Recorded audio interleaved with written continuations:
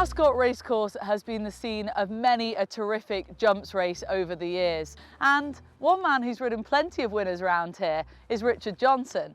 Richard, talk to me about riding here at Ascot. I mentioned the grandstand. It's very different to many other jumps tracks around the country.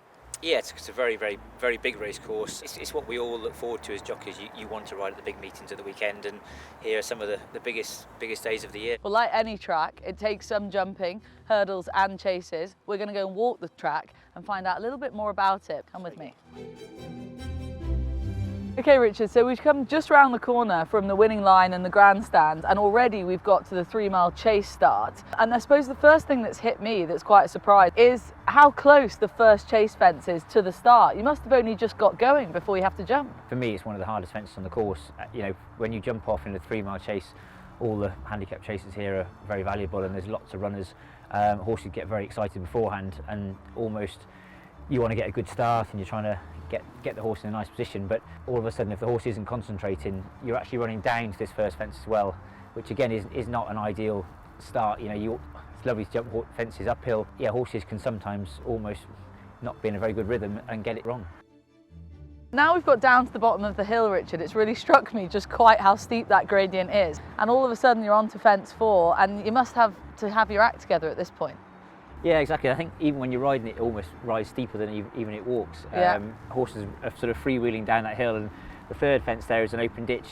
So if they're really freewheeling and sort of on their forehand when all their weight's at the front of them, they can often come up a stride too soon at the ditch and land on top of it. It's hard for them to jump in a nice rhythm going down this back straight.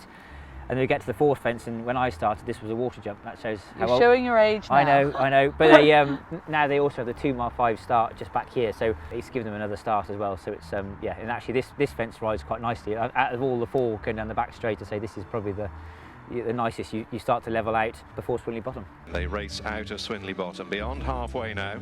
So Richard, at this point here, we're swinging into Swinley Bottom at this stage. Essentially it's uphill the whole way now. Yeah, it's all uphill, and this obviously when you get to the end of the back straight and you come into Swinley Bottom, you want to make sure you're not too far away from the one in front, and if you're on a stair, this is when you feel like you can really sort of start to rev things up. Say in the Clarence House, you know, the 2-mile chases, you know, they will really be starting to get racing now, and it's only a 2-mile race, but every fence is important. They need to be in a good rhythm, and this is where the action will really start from. And for us too, because it's now uphill for us from It's this point. It's a good walk. Richard, we've made it to the 2-mile chase start, which is of course the start of the Clarence House Chase, one of the big feature races in the calendar here at Ascot. Very different to the 3-mile chase start, predominantly because you're going uphill. Yeah, it's a slight climb up to the first, which is nice. So you are going to be going quite quick down to the first. When you jump the first, you do turn right-handed very quickly afterwards. And in a 2-mile chase, you really want that position. If you're a front runner, the start is really important. At this point here, Richard, last fence is behind us now.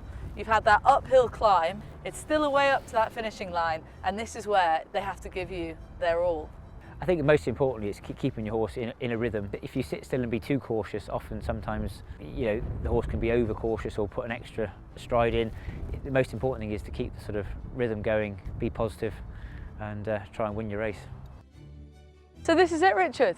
All your plans come to fruition, and you get here and you cross the Ascot winning line in front. What's that feeling like? Like when you ride a big winner here, it's what you dream of, and jockeys, trainers, owners, everybody wants to be here.